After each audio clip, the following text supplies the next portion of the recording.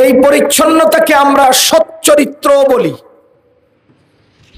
এই পরিচ্ছন্নতাকে আমরা সতীত্ব বলি।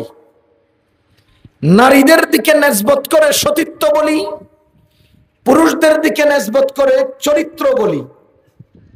এটার নাম পরিচ্ছন্নতা, আখলাকি পরিচ্ছন্নতা, জীবনের পরিচ্ছন্নতা। বলেন তো এই নেয়ামতটা আমরা অর্জন করেছি না আল্লাহ তাআলা সৃষ্টিগতভাবে দান করেছেন? এখন এই পরিচ্ছন্নতা হেফাজতের দরকার আছে না নাই? যেই পরিচ্ছন্নতা আল্লাহ সৃষ্টিগতভাবে দান করলেন, যেই মর্যাদা আল্লাহ জন্মগতভাবে দান করলেন, এই মর্যাদা, এই পরিচ্ছন্ন নেয়ামত আমাদেরকে ধরে রাখতে হবে, আমাদেরকে বাঁচিয়ে রাখতে হবে। কিভাবে বাঁচাবো, কিভাবে ধরে রাখবো, কিভাবে এটাকে রক্ষা করব, আমাদের কোনো কলা কৌশলে এটা সম্ভব নয়। এজন্য যিনি নিয়ামত দিয়েছেন তিনিই আমাদেরকে এটা রক্ষা করার পদ্ধতি শিখিয়েছেন। তিনি এই নিয়ামত দিয়েছেন, তিনি আমাদেরকে এটা রক্ষা করার, এটা হেফাজত করার, এটা বাঁচিয়ে রাখার নির্ধারিত নিয়ম নির্ধারণ করে দিয়েছেন। আর সেই পরিচ্ছন্নতার নিয়ামত বাঁচানোর জন্য, সেই পরিচ্ছন্নতার পবিত্রতার এই ইজ্জত রক্ষা করার জন্য, মর্যাদা রক্ষা করার জন্য আল্লাহ প্রদত্ত এক মহান বিধান নাজিল করেছেন। সেই বিধানের নাম পর্দা। বলেন পর্দা কেন? পর্দা মানুষের সৃষ্টিগত শ্রেষ্ঠ নিয়ামত পরিচ্ছন্নতা রক্ষার জন্য। পর্দা কেন? পর্দা মানুষের জন্মগত মর্যাদা পরিচ্ছন্নতা রক্ষার অন্যতম এবং একমাত্র উপায়। এই পর্দার বিধান আল্লাহ মানুষের জন্য দিয়েছেন। এখানে একটা বিষয় আমাদের জানতে হবে, আমাদের নলেজে রাখতে হবে। আমরা অনেকে মনে করি পর্দা নারীর, পর্দা নারীর জন্য না। ইসলামে এমন কোন বিধান নাই যেটা একপাক্ষিক, এক গ্রুপকে দিয়েছেন অন্য গ্রুপকে দেন নাই, এমন কোন বিধান ইসলামে নাই। ইসলামের সমস্ত বিধান নারী পুরুষ উভয়ের জন্য। সুতরাং পর্দার বিধান শুধু কি নারীর না পুরুষেরও? নারী ও পুরুষ উভয়ের জন্য পর্দার বিধান। আমি সহজ একটা প্রশ্ন করি। মনে করেন একজন মেয়ে, মহিলা খোলা মেলা পোশাকে, খোলা মেলা শরীরে না, খোলা মেলা পোশাকে, চেহারা খোলা রেখে, হাত খোলা রেখে, পা খোলা রেখে অথবা সাধারণ পোশাক পরিধান করে 10 জন পুরুষের সামনে যদি চলে যায়, বলেন এই মহিলা পর্দানিশীন মহিলা না বেপর্দা? ঠিক তেমনি ভাবে একজন পুরুষ যদি সাধারণ পোশাক আশাক গায়ে দিয়ে 10 জন মহিলার কাছে চলে যায়, এবার বলেন এই পুরুষ পর্দানিশীন পুরুষ না বেপর্দা? ঠিক যেমনি ভাবে একটা নারী বেপর্দা হয়, ঠিক তেমনি ভাবে একটা পুরুষে বেপর্দা হয়। নারী ও পুরুষ উভয়ের জন্য পর্দা। পর্দা এক পক্ষের না, পর্দা শুধু নারীর না। আজকে সমাজের দুর্বিষহ এই দুরবস্থা কেন? নারী বেপর্দা হয়ে গেছে এই জন্য। আরে নারী শব্দ বলবেন কেন? সমাজ বেপর্দা হয়েছে, নারী ও পুরুষ উভয় বেপর্দা হয়েছে। আজকে দেশের এই অশ্লীলতা বৃদ্ধি পাওয়ার কারণ কি? এর মূল কারণ নারী বেপর্দা নয়, নারী পুরুষ উভয় বেপর্দা। শুধু নারীকে কেন দোষ দেন? পর্দা কি শুধু নারীর? নারী পুরুষ উভয়ের। আমি বলবো এমন ভাবে পর্দা বিলুপ্ত হয়ে গেছে। আফসোস, আজকে সমাজে শতকরা 90-95% পরিবারের নারী ও পুরুষ বেপর্দা। শতকরা 95% নারী পুরুষ কি বেপর্দা। এখন কেউ একজনে প্রশ্ন করবেন, হুজুর বাজারে গেলে তো অনেক নারীদেরকে বোরকা পরিহিত দেখা যায়, আপনি বললেন 95% নারী বেপর্দা, পুরুষ বেপর্দা, তাহলে আমরা যে বোরকাওয়ালি মহিলা দেখি বাজারে তো অনেকেরই বোরকাওয়ালা দেখা যায়, স্কুল কলেজে বোরকাওয়ালা দেখা যায়, মাদ্রাসাগুলোতে বোরকাওয়ালা দেখা যায়। আমি পাল্টা প্রশ্ন করতে চাই, বোরকার নাম কি পর্দা? বোরকার নাম পর্দা নয়। বোরকা এক জিনিস, পর্দা আরেক জিনিস। বোরকা এক জিনিস, পর্দা আরেক জিনিস। আজকের বোরকাগুলো এমন সিস্টেমে তৈরি, কেমন জানি বোরকাকে ঢাকা দেওয়ার জন্য আরেক বোরকার দরকার। কি রে ভাই, বোরকা হবে এমন জিনিস যার মাধ্যমে পর্দা হয়। বলেন, বোরকা হবে এমন পোশাক যার মাধ্যমে পর্দা হয়। এখন আমরা দেখতে পাই বোরকা এত ক্যাটাগরি করে তৈরি করেছে, এত আনকমন করে বানিয়েছে, এত চাকচিক্যময় করেছে, এত কারুকার্য করেছে, কেমন জানি বোরকাহীনের দিকে নজর না গেলেও বোরকাওয়ালার দিকে মানুষের আলাদা নজর যায়। তো বোরকা ছিল পর্দার জন্য, এখন বোরকায় আরো আকর্ষণ তৈরি করে। সুতরাং এই বোরকাকে পর্দা বলা যায় না। এই বোরকাকে পর্দা বলা যায় না। এদিক দিয়া চিকচিক, এদিক দিয়া পিকপিক, এদিক দিয়া লালসা, এদিক দিয়া কালসা, এদিকে ঝরঝর, এদিকে পাথর। কে এত কিছু? কেন এত কিছু? কেন? এটার নাম বোরকা না পর্দা? পর্দা না, এটার নাম বোরকা। সুতরাং বোরকার নাম পর্দা না।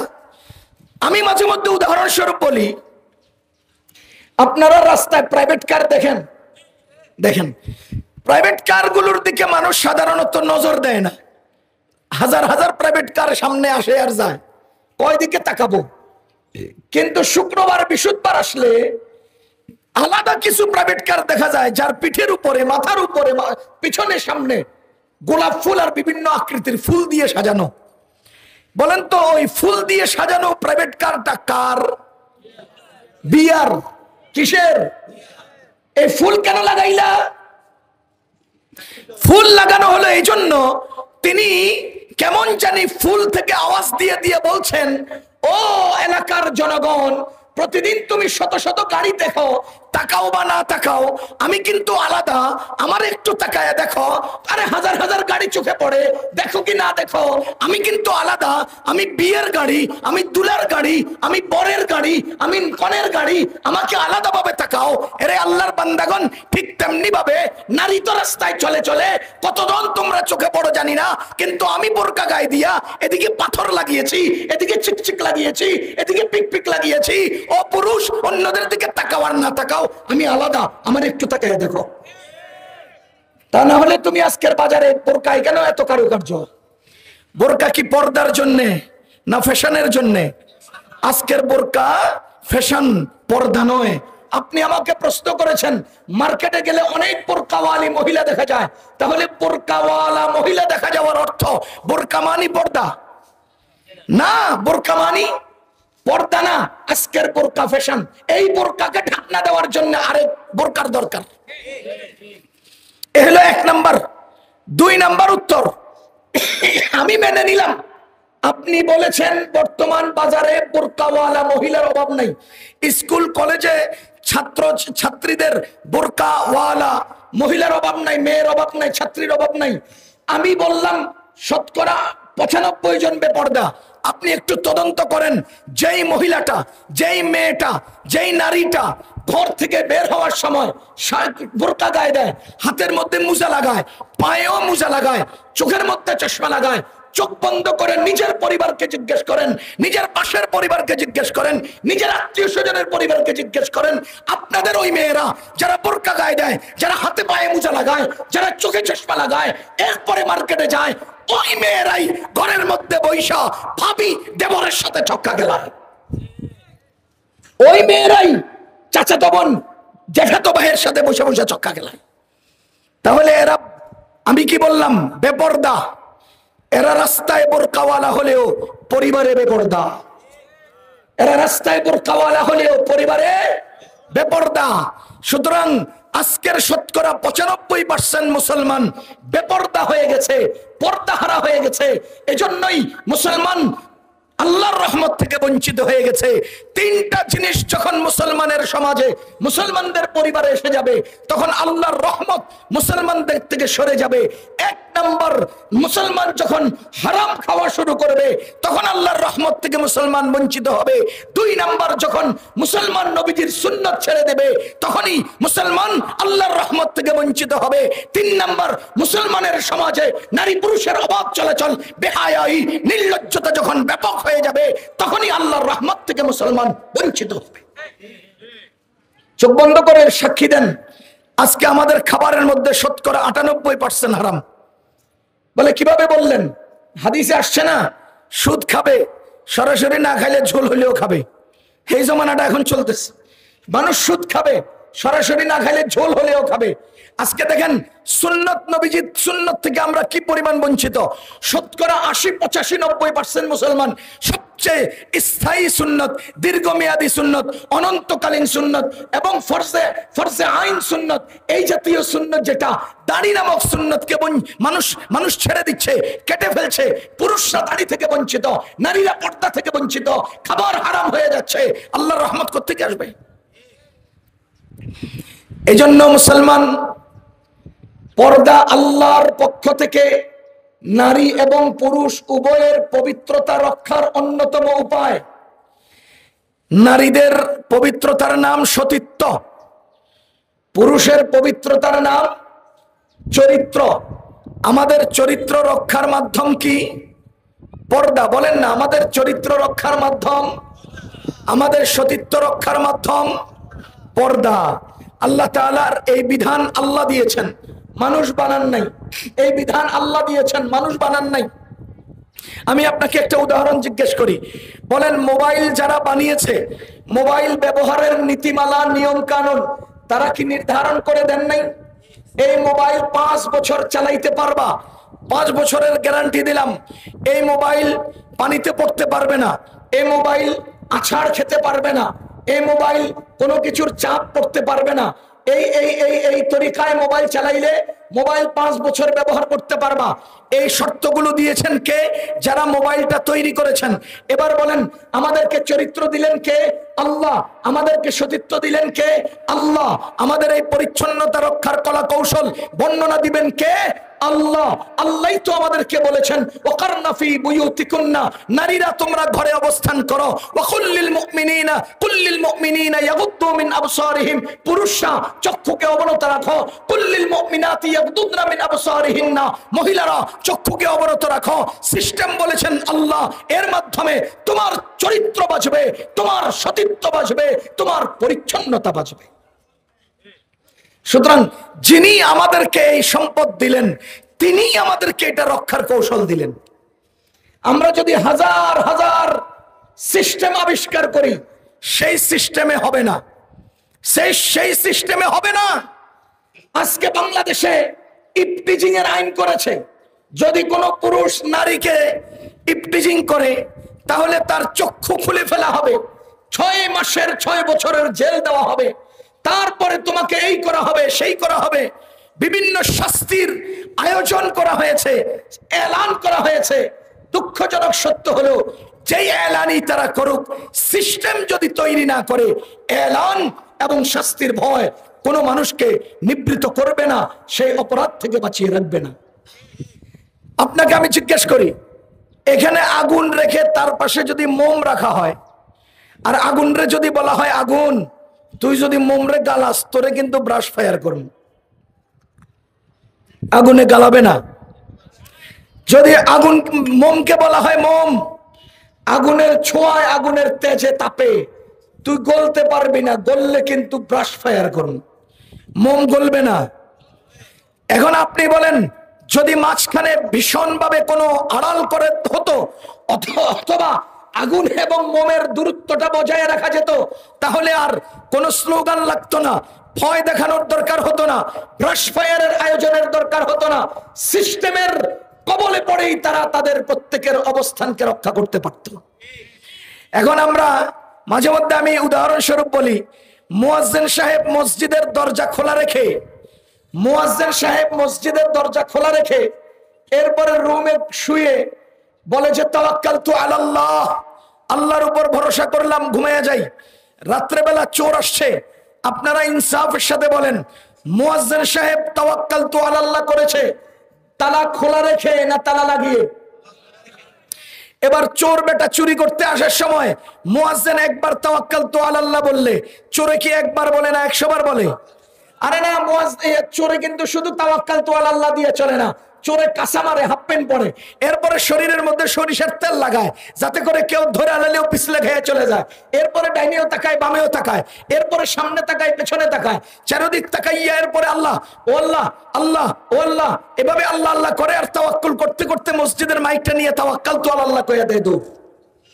এবার বলেন মুয়াজ্জিন সাহেব তালাটা খোলা রেখে তাওয়াক্কালতু আলাল্লাহ দিয়ে ঘুমায় রইলো, আর চোরা বেটা তাওয়াক্কালতু বইলা শুধু স্থির নয় বরঞ্চ সে গায়ের মধ্যে সরিষার তেল লাগাইছে, এর উপরে আবার হাফ প্যান্টও পরছে যাতে করে কাপড় পুরো মজবুত করে কাপড় ধরতে না পারে, মানুষ থেকে বাঁচার জন্য কলা কৌশল নিয়েছে। ওরে মুসলমান, ঠিক তেমনি ভাবে বাংলাদেশের সরকার এই পর্দা পুশিদের বিধান না রেখে আল্লাহ প্রদত্ত আইন প্রণয়ন না করে ইফতিজিং এর আইন করা, ছেলেকে আর মেয়েকে অভাবে চলতে দেওয়া, এর মানে হলো মুয়াজ্জিন সাহেবের তাওয়াক্কুল আর আপনাদের ইফতিজিং সমান।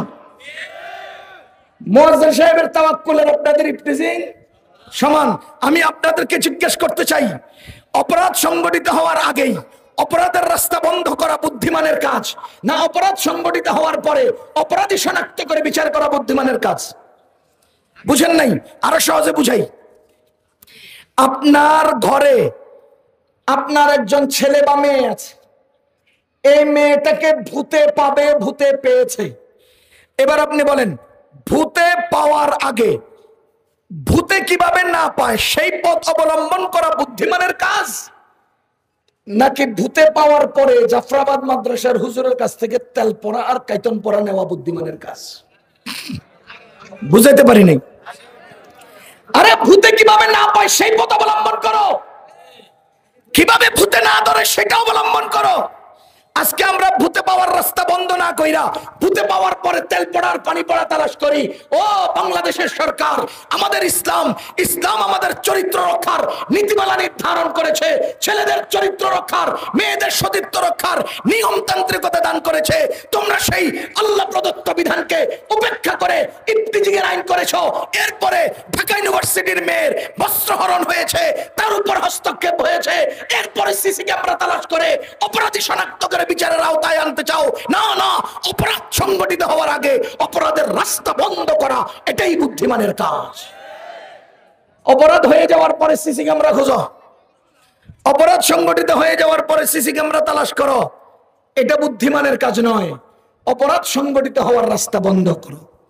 প্রাসঙ্গিক একটা কথা আমি বলতেই হয়, আমাদের বাংলাদেশের অন্যতম মুরব্বী আল্লামা আহমদ শফি সাহেব রহমতুল্লাহ আলাইহি, তিনি একবার কোন এক বক্তব্যে বলেছিলেন, মেয়েদেরকে ক্লাস 5 এর উপরে স্কুল কলেজে পড়াবেন না। এই প্রসঙ্গে বাংলাদেশের হলুদ মিডিয়ারা ব্যাপকভাবে ওনার বিরুদ্ধে এবং আলেম ওলামার বিরুদ্ধে বিষোদ্গার করছে। কি বলতে চায়? আলেমরা নারী শিক্ষা বিরোধী, আলেমরা নারী শিক্ষা বিরোধী। আপনাদের কি মনে হয় আলেমরা নারী শিক্ষা বিরোধী? অসম্ভব। আলেমগণ নারী শিক্ষা বিরোধী নয়। আমি আমার বাংলাদেশের সকল ওলামায়ে কেরামের পক্ষ থেকে তরজমানি করছি, আলেমগণ নারী শিক্ষা বিরোধী নয়। পবিত্র কোরআনে কারীমে প্রথম যে 5টা আয়াত নাজিল হয়েছে, 5টা আয়াতের প্রথম আয়াত হলো ইকরা, শেষ আয়াত হলো ইকরা ওয়া রাব্বুকাল আকরাম আল্লাযী আল্লামা বিল কলম। বলেন ইকরা কি অর্থ?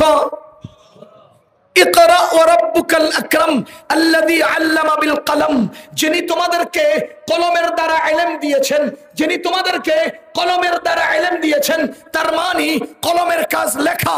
ইকরা মানে পড়ো। আল্লাহ বলেন ইকরা, তোমরা পড়ো। আল্লাযী আল্লামা বিল কলম, যে আল্লাহ কলমের দ্বারা তোমাদেরকে ইলম দিয়েছেন, কলমের কাজ লেখো।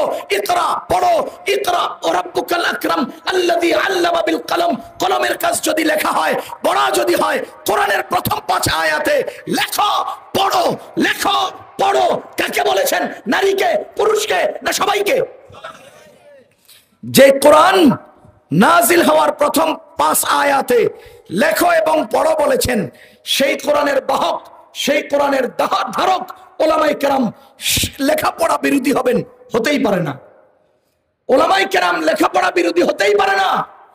এবার বলেন, ওলামায়ে কেরাম নারী শিক্ষা বিরোধী না তোমাদের শিক্ষার সিস্টেম বিরোধী? জোরে বলেন, আমরা কি শিক্ষা বিরোধী না সিস্টেম বিরোধী? আমরা কি শিক্ষা বিরোধী না সিস্টেম বিরোধী? আবার বলেন, আমরা শিক্ষা বিরোধী না সিস্টেম বিরোধী? যেমন একটা উদাহরণ দেই, কয়দিন আগে পদ্মার ওই পারে কি এলাকার নাম, আরে এক মাজার থেকে বেটারে উঠাইয়ে যে পোড়ায় দিল, নোরা পাগলা। নোরা পাগলা, রাজবাড়ির নোরা পাগলার লাশ কবর থেকে তুলে পোড়ায় দিল। এখন সুশীলদের মাথা খারাপ, কবর থেকে মানুষ তুললে পুড়ে ফেলাইছে। আরে বিপরীত দিকে আপনি দেখলেন না তার কবর রে কাবা শরীফ বানাইছে? এটা আপনি দেখলেন না? এবার কবর থেকে তুলা লাশ পোড়াইছে না অপকর্মের আস্তানা ধ্বংস করছে? এই অপকর্মের আস্তানার মধ্যে নোরা পাগলার লাশ আছে, থাকুক লাশ, থাকুক অন্য কিছু, থাকুক অন্য কিছু, যাই থাকুক সেটা পরে। এই যে আমাদের ফরদ মাজার, যখন মাজার ভাঙে তখন সে জোরালো বক্তব্য দিচ্ছে, মাজার যারা ভাঙে তারা ইসলাম নয়। আমি জুমার নামাজে বয়ানে আলোচনা করেছি, আরে মাজার ভাঙ্গা ইসলামের কাজ নয়, এটা যেমন সত্য, মাজার তৈরি করা সেটাও তো ইসলামের কাজ নয়। তো ভাঙ্গা আগে না তৈরি আগে? তা আগে তো আপনারা করছেন, আকামটা আগে কারা করছে? তা আপনি যে মাজার ভাঙ্গা ইসলাম না এই কথা বললেন, মাজার গড়া যে ইসলাম না এটা বলেন না কেন? সুতরাং আমরা আপনাদের শিক্ষা বিরোধী নই, শিক্ষার সিস্টেম বিরোধী। আমাদেরকে শিক্ষা বিরোধী বানাবেন না। আমি এবার আপনাকে উদাহরণস্বরূপ বলি, আল্লাহ আমাদেরকে জন্মগত সচ্চরিত্রের মর্যাদা দিয়েছেন কিনা? বলেন না, বলেন না। সচ্চরিত্রের মর্যাদা এটা অর্জিত না আল্লাহ প্রদত্ত? আর শিক্ষা অর্জনের মাধ্যমে যেই মর্যাদা, এটা কি অর্জন করব না আল্লাহ দিবেন? তাহলে শিক্ষার মর্যাদা অর্জনের, পবিত্রতার মর্যাদা আল্লাহর।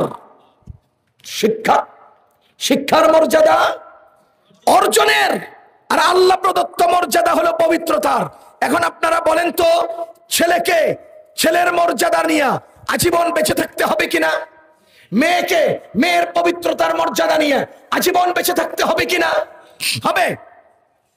এখন আমি যদি বলি, ও ছেলে, তোমার পবিত্রতার মর্যাদা সহ তুমি তোমার শিক্ষার মর্যাদা অর্জন করো। শিক্ষার মর্যাদার বস্তা হলো 10 তলার ছাদের উপরে। শিক্ষা অর্জনের মর্যাদার বস্তা কোথায়? 10 তলার ছাদের উপরে। ছেলে, তুমি তোমার পবিত্রতার মর্যাদা সাথে নিয়ে শিক্ষার মর্যাদা অর্জন করো। তোমার সিঁড়ি দিয়ে তুমি উঠো। মেয়েদেরকে বললাম, মেয়েরা তোমাদের পবিত্রতার মর্যাদা সাথে নিয়ে শিক্ষার মর্যাদা 10 তলার উপর থেকে নিয়ে আসো। তুমি তোমার সিঁড়ি দিয়ে আরোহণ করো। খোদার কসম, শিক্ষার মর্যাদাও অর্জন হবে, আল্লাহ প্রদত্ত পবিত্রতার মর্যাদাও রক্ষা পাবে, মেয়েদের সতীত্বের মর্যাদাও রক্ষা পাবে, শিক্ষার মর্যাদাও অর্জন হবে।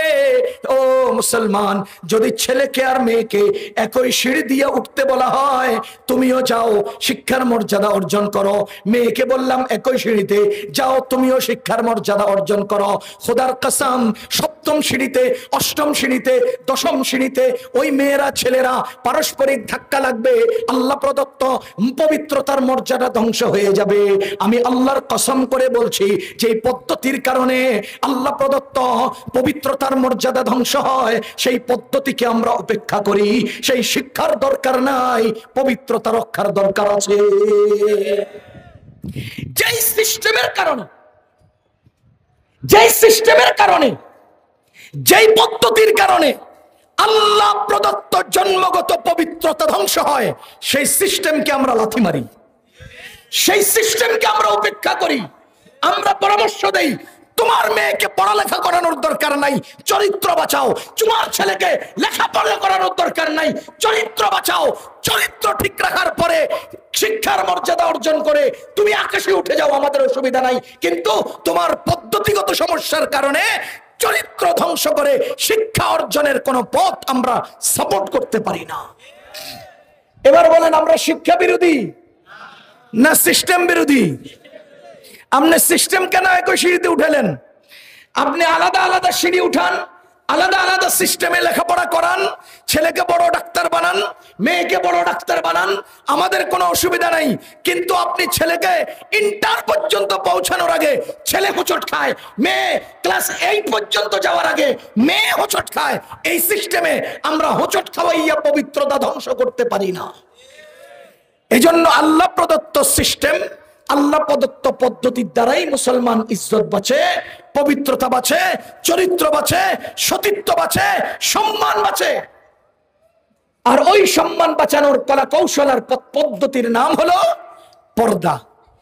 এখানে আরেকটা পয়েন্টে আমাদের গুরুত্বের সাথে বোঝা দরকার, সেটা হলো পর্দা এবং সতর দুটো আলাদা জিনিস। বলেন, পর্দা আর সতর আলাদা জিনিস। সতর পুরুষের একরকম, মহিলার আরেক রকম। সতর পুরুষের একরকম, মহিলার আরেক রকম। আমি সতর কেন্দ্রিক আলোচনাটাও একটু করে দেই। পুরুষের সতর নাভি থেকে হাঁটুর নিচ পর্যন্ত। পুরুষের সতর নাভি থেকে হাঁটুর নিচ পর্যন্ত। কেন সতর এত সংকীর্ণ, কেন ছোট, কেন পুরুষের? দ্বিতীয় নম্বর, পুরুষ নামাজ পড়বে মসজিদে, নারীরা নামাজ পড়বে ঘরে। কেন পুরুষ মসজিদে নামাজ পড়বে, নারী ঘরে নামাজ পড়বে? এই সবগুলো বিষয় পুরুষ এবং নারীর দায়িত্বের সাথে সম্পৃক্ত। কিসের সাথে সম্পৃক্ত? দায়িত্বের সাথে। এই দায়িত্বটা আল্লাহ প্রদত্ত। আপনি যদি দায়িত্ব গ্রহণ করেন, সেই দায়িত্ব আপনার হতেই হবে জরুরি না। আল্লাহ যে দায়িত্ব দিয়েছেন সেই দায়িত্ব আমার আপনার হতেই হবে, এটা জরুরি। এবার বলেন, নারীর দায়িত্ব কি আর পুরুষের দায়িত্ব কি? পুরুষের দায়িত্বের ভিত্তিতে পুরুষের সতর, পুরুষের দায়িত্বের ভিত্তিতে পুরুষের নামাজ আদায়ের জায়গা। আল্লাহ রাব্বুল আলামিন পুরুষকে দায়িত্ব দিয়েছেন রিজকি, নারীদেরকে দায়িত্ব দিয়েছেন ঘরোয়া। পুরুষকে দায়িত্ব দিয়েছেন ছড়িয়ে ছিটিয়ে থাকা, নারীদেরকে দায়িত্ব দিয়েছেন আভ্যন্তরীণ। এজন্য নারীদের সতর আলাদা, পুরুষের সতর আলাদা। নারীদের ইবাদতের জায়গা আলাদা, পুরুষের ইবাদতের জায়গা আলাদা। ভালো করে বুঝবেন, আল্লাহ রাব্বুল আলামিন পুরুষকে বানিয়েছেন শক্তিশালী করে, পুরুষকে বানিয়েছেন পাওয়ারফুল করে, নারীকে বানিয়েছেন দুর্বল করে, নারীদেরকে বানিয়েছেন জয়ীফ করে। একটা উদাহরণ দিলে বুঝবেন, নারীরা দুর্বল না শক্তিশালী? পুরুষরা দুর্বল না শক্তিশালী? আচ্ছা, উদাহরণটা দিলে বুঝেন। আমরা যখন ভারী ওজন কোনো কিছু বহন করতে যাই, তখন এটার ধরে কি কই? উরি বাবা। কি বলি? উরি বাবা। আর যখন হোঁচট খাই, ব্যথা পাই, কষ্ট পাই, তখন কি কই? ও মা। তার মানে ব্যথার জায়গায়, দুর্বলের জায়গায় ও মা, ভারীর জায়গায়, ওজনের জায়গায়, শক্তির জায়গায় ও বাবা। এটা আল্লাহ খিলকাতান দিয়েছেন। এজন্য জেহনান আমাদের মুখ দিয়ে আওয়াজ ওঠেই বাইরে হয়। নারীদেরকে দিয়েছেন জয়ীফ করে, পুরুষকে বানিয়েছেন শক্তিশালী দুর্বল পাওয়ারফুল করে। নারীদেরকে দিয়েছেন নির্ধারিত কর্ম, আর পুরুষকে দিয়েছেন দুনিয়ার রিস্কি সমস্ত কাজ।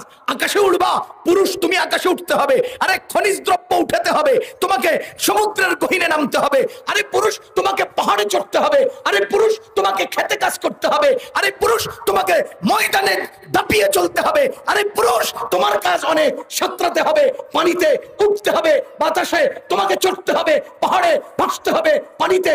এজন্য মহান রব্বুল আলামিন নারী পুরুষের কাজ যেহেতু রিস্কি, যার কারণে আল্লাহ কাপড় দিয়া ঢাকতেও কইছে অল্প। কত অল্প গদ্দুর জায়গা ঢাক, উঠতে থাক। অল্প গদ্দুর জায়গা ঢাক, বসতে থাক। অল্প গদ্দুর জায়গা ঢাক, পাহাড়ে চড়তে থাক। কেন? আমার কাজ বেশি, এজন্য আমার সতরের ঠিকানাও কম। আর নারীদের এইসব কাজ নাই, এই জন্য সতর মাথার তালুতে মায়ের তালু পর্যন্ত। কথা কি বুঝতেছেন?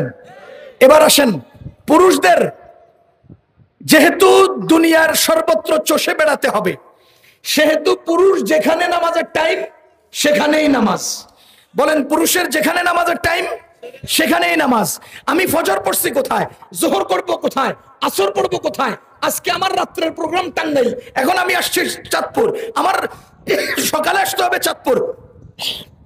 বিকালে যেতে হবে টাঙ্গাইল, এর পরের দিন আরেক জায়গায়, পরের দিন আরেক জায়গায়। বলেন তো আমার স্ত্রী সকালে কোথায়, দুপুরে কোথায়, বিকালে কোথায়? তো হ্যাঁ যেখানে টাইম হেনে নামাজ, আমার তো যেখানে টাইম এখানে নামাজ। এই জন্য আমি করতে হবে মসজিদে, সে পড়তে হবে ঘরে। আরো কিছু উদাহরণ দিতেছি। সুতরাং কর্মের ভিত্তিতে, কর্মের দায়িত্বের আলোকে মহান রব্বুল আলামিন সতর নির্ধারণ করেছেন। কর্মের ভিত্তিতে মহান আল্লাহ নামাজের জায়গা নির্ধারণ করেছেন। পুরুষ মানুষ নাবির নিচ থেকে, নাবির উপর থেকে হাঁটুর নিচ পর্যন্ত সতর।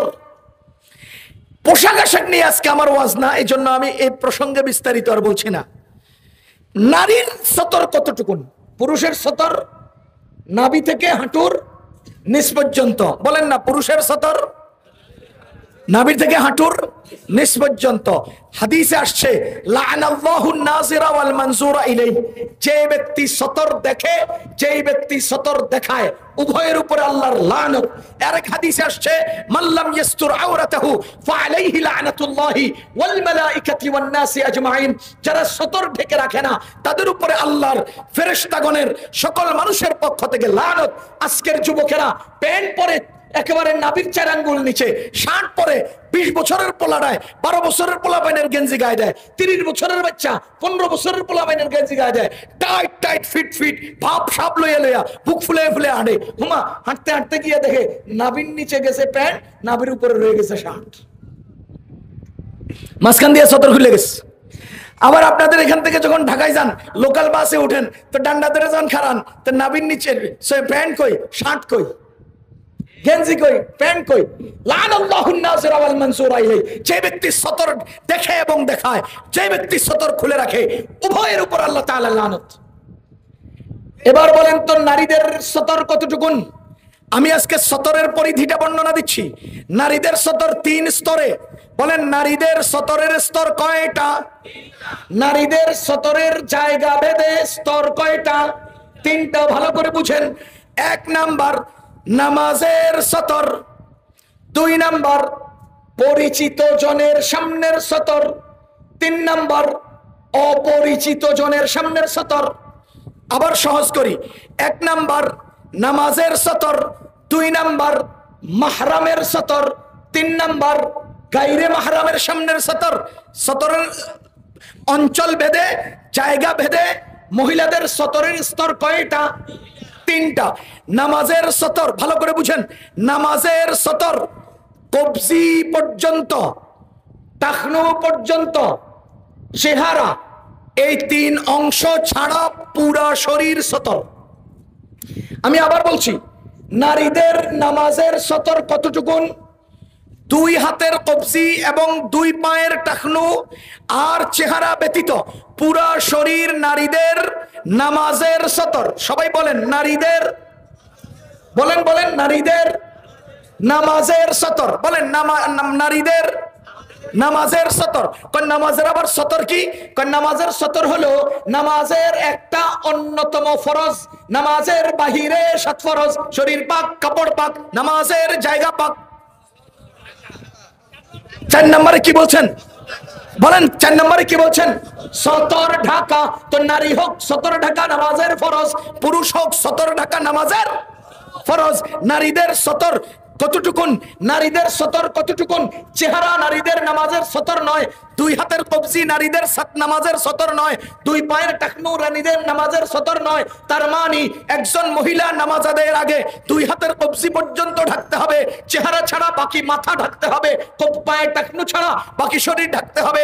এই 3 অঙ্গ ব্যতীত পুরো শরীর নারীদের সতর। কিসের সতর? নামাজের। জোরে বলেন কিসের সতর? দুঃখজনক সত্য হলো মওদুদীপন্থী আলেমরা, দুঃখজনক সত্য হলো দুনিয়াপন্থী আলেমরা, দুঃখজনক সত্য হলো স্বার্থান্বেষী আলেমরা, দুঃখজনক সত্য হলো উম্মতের ফিকির দিলে রাখে না এমন আলেমরা আজকে নারীদের সতর বলতে গিয়ে চেহারাকে সতর না বলে, ও মুসলমান, নারীদের চেহারা নামাজে সতর না, বাজারে সতর।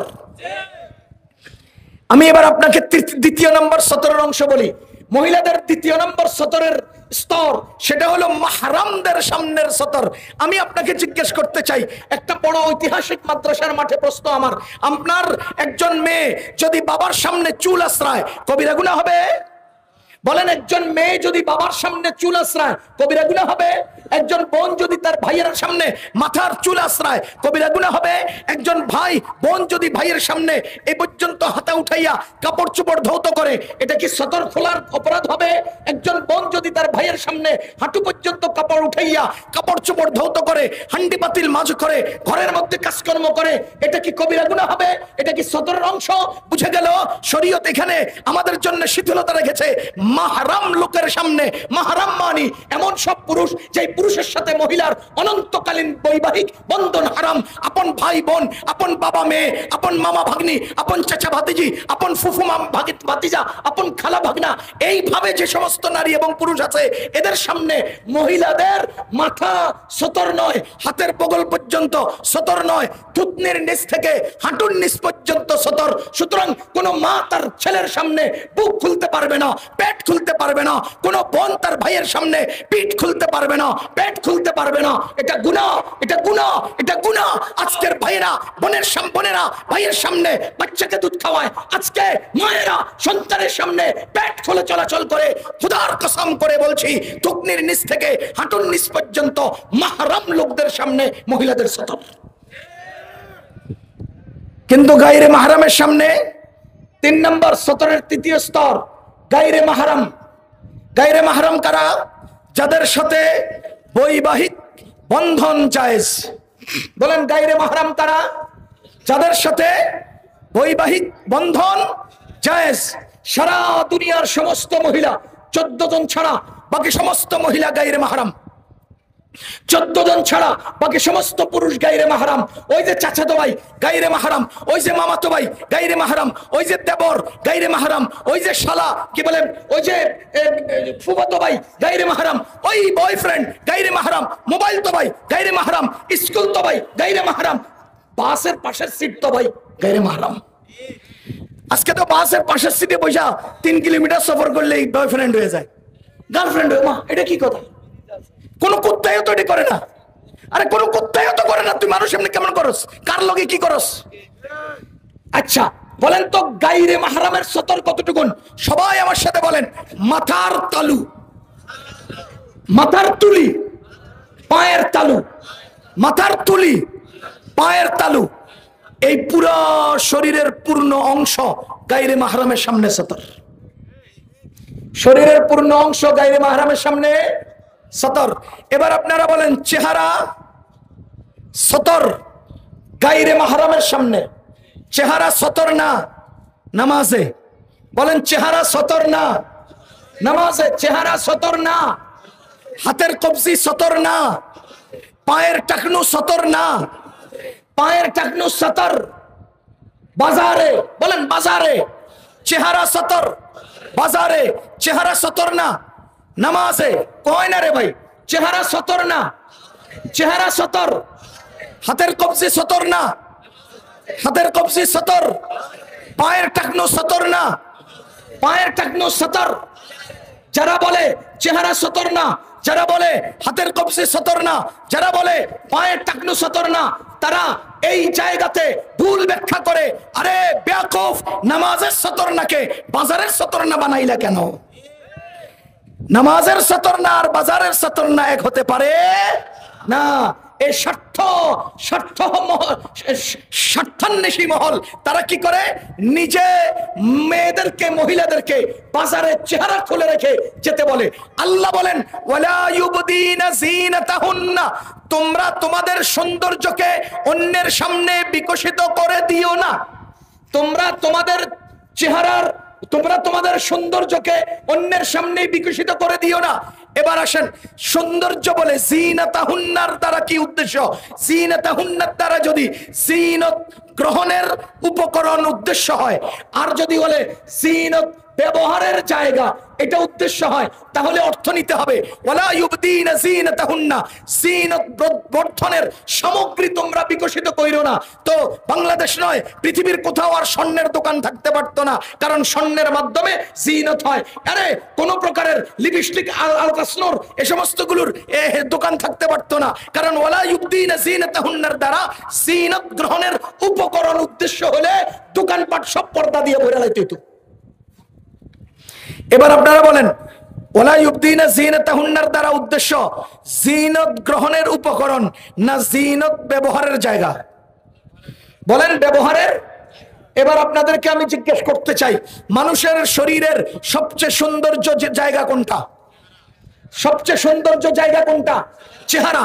আমি উদাহরণস্বরূপ বলছি, আল্লাহ তাআলা সারা দুনিয়ার সব মাখলুকের পুরুষকে সাজিয়েছে, আর মানুষের মধ্যে নারীদেরকে সাজিয়েছে। পুরুষকে সাজায় নাই, নারীকে সাজিয়েছে। গরু ছাগল পুরুষ সজ্জিত, নারী সজ্জিত না। মুরগি হাঁস পুরুষ সজ্জিত, নারী সজ্জিত না। বলেন আপনাদের দেশে ষাঁড় গরু সুন্দর না গাই গরু?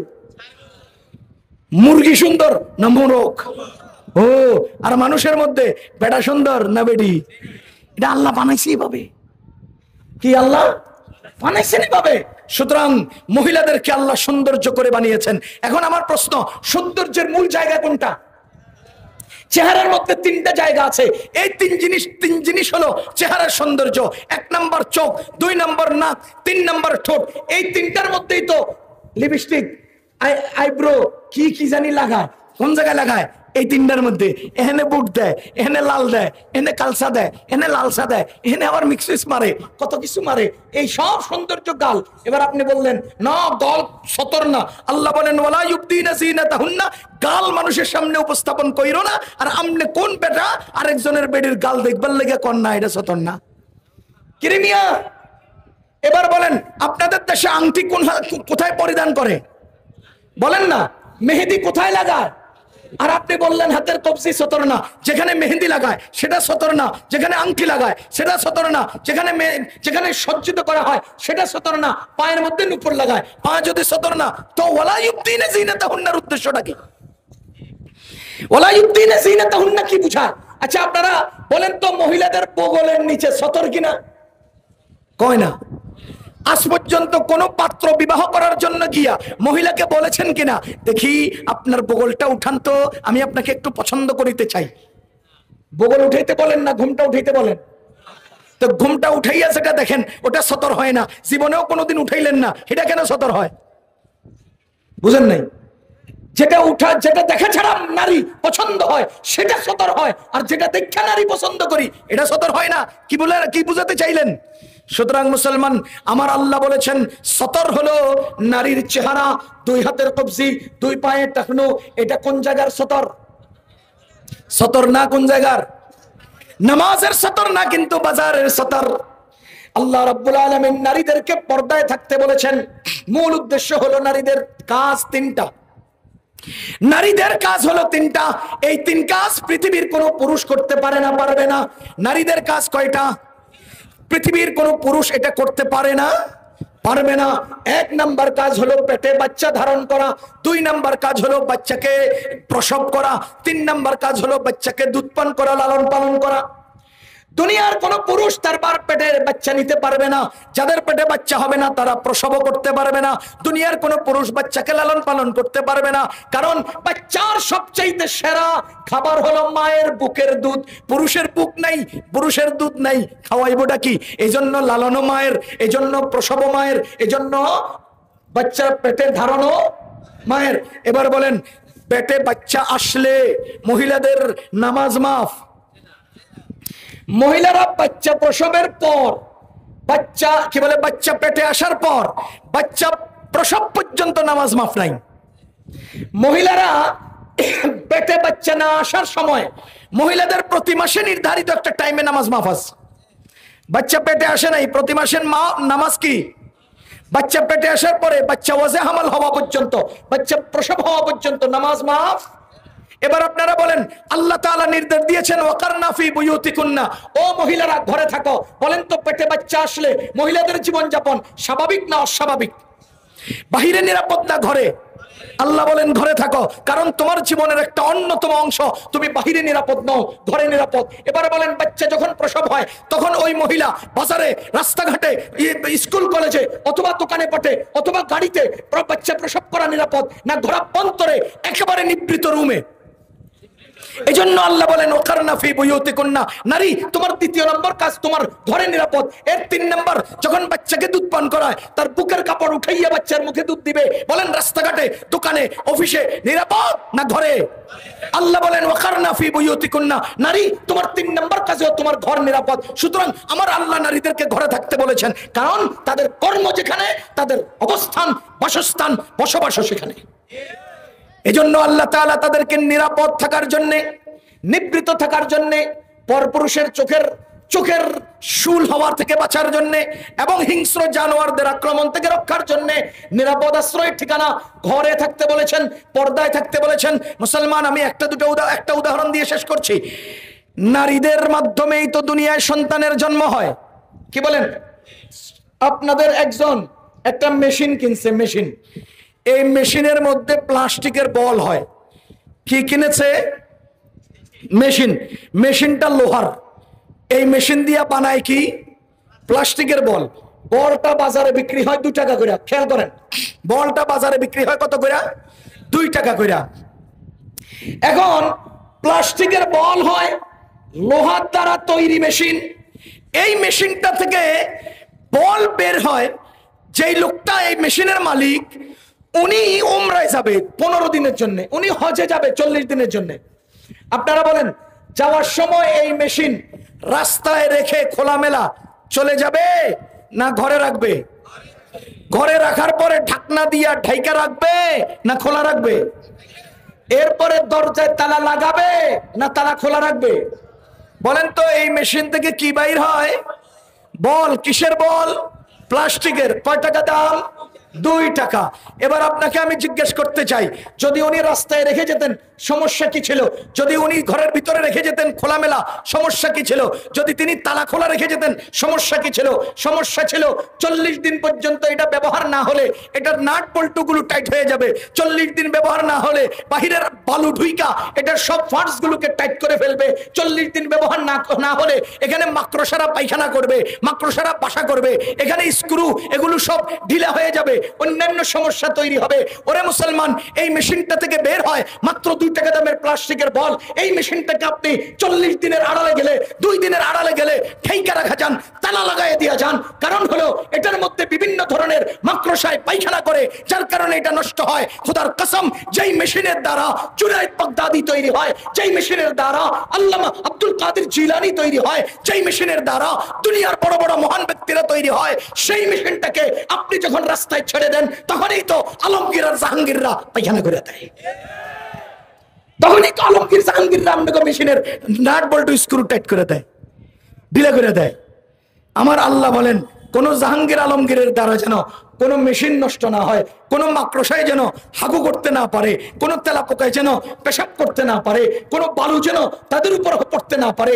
সুতরাং তোমরা তোমাদের নারীদেরকে, যেই নারীদের মাধ্যমে জামানায় আম্বিয়া কেরাম দুনিয়াতে আসছেন, যেই নারীদের মাধ্যমে জামানার বুজুর্গানে দিন দুনিয়াতে আসছেন, যেই নারীদের মাধ্যমে জামানার মহান ব্যক্তিরা দুনিয়াতে আসছেন, সেই নারী মেশিনটাকে হেফাজত কইরো।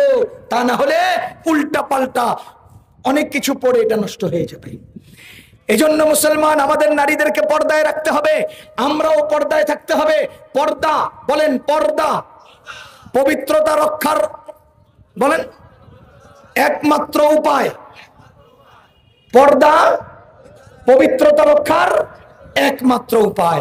এই পর্দা রক্ষার অন্যতম নির্দেশনা হলো চক্ষুকে অবনত রাখতে হবে। ওয়াকারনা ফি বুয়ুতিকুন্না। মজার ব্যাপার হলো, নারীদেরকে আল্লাহ তাআলা যেই পরিমাণ মর্যাদা ইসলাম দিয়েছে আর কেউ দিতে পারে নাই। নারীদের প্রতি চোখ উঠানো ইসলামে জায়েজ। বলেন জায়েজ। তাইলে নারীদের নিরাপত্তার ব্যবস্থা এর চেয়ে শক্তিশালী আর কি হতে পারে? হাত দূরের কথা, পা দূরের কথা, যন্ত্র দূরের কথা, অস্ত্র দূরের কথা, চোখ না, চোখ উঠানোর সুযোগ নাই। কি পরিমাণ নিরাপত্তা নারীদেরকে ইসলাম দিয়েছে, চোখ উঠানোর সুযোগ নেই। ওয়াকারনা ফি বুয়ুতিকুন, আল্লাহ তাআলা বলেন কুল্লিল মুমিনিনা ইয়াগুদ্দু মিন আবসারিহিম। চোখ নামাও, চোখ নামাও। আমি ইতিহাস আলোচনা করলে লম্বা হবে, আজকে এতটুকুন।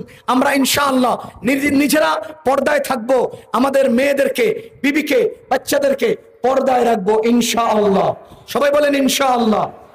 এখানে একটা উসুল বলে আমি কথা শেষ করছি। জীবন চলার পথে, সবাই বলবো, জীবন চলার পথে আমার কোন কর্মে আল্লাহ নারাজ হচ্ছেন কিনা এটাই দেখার বিষয়। আল্লাহকে নারাজ করে দুনিয়াকে খুশি করতে পারবো না। আমি এটা কেন বলছি জানেন? আমি আমার বউকে নিয়ে একটু পর্দায় থাকতে চাইলে আমার ভাইদের মনে কষ্ট, আমার মায়ের মনে কষ্ট, আমার বাবার মনে কষ্ট। হে বুজুর্গ হইছে, হে এখন আলেম হয়ে গেছে গা, হে এখন দরবেশ হইছে, বউরে কারো সামনে আইতো দেয় না। এই টাইপের টিটকারি টিপ্পনি করতে চায়। খোদার কসম করে বলছি, আল্লাহ নারাজ হয় এমন আচরণ করতে গিয়ে জগৎকে খুশিগামী করতে চাই না। জগৎ নারাজ হোক, আল্লাহকে নারাজ করতে পারবো না। আল্লাহ বলতেছে পর্দায় থাকো, মায় কয় তুই কবে আবার বুজুর্গ হইলি, বউরে পর্দায় রাখতে চাস। মায় কয় মেয়েরে এত 3 দিন হয়েছে মেয়েটার বয়স, এখনো পর্যন্ত বুঝি বোরকা লাগাইতে হইব। মায় কয়, বউয়ে কয়, আপনার সিদ্ধান্ত, মেয়ে 9 বছর হয়ে গেছে, আর নয় খোলামেলা পর্দায় চলতে হবে। আমার মেয়ে পর্দানিশীন হতে হবে, আমার বিবি পর্দানিশীন হতে হবে।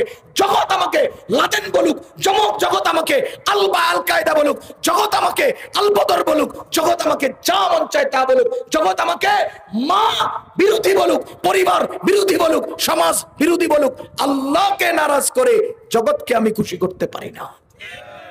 এজন্য নিজের সিদ্ধান্ত নিজে নিন। নিজের পরিচ্ছন্নতা, সন্তানের পরিচ্ছন্নতা, বিবির পরিচ্ছন্নতা, সমাজের পরিচ্ছন্নতার জন্য আমার সমাজে, আমার পরিবারে আজ থেকেই অটুট সিদ্ধান্তে আমি পর্দার বিধান চালু করব, পর্দা কার্যকর করেই ছাড়বো ইনশাআল্লাহ। আল্লাহ তাআলা আমাদেরকে আমল করার তৌফিক দান করুন।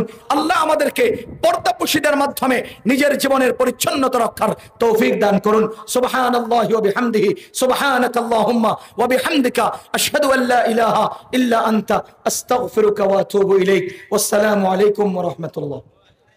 جزاكم الله أحسن الجزاء. الحمد لله.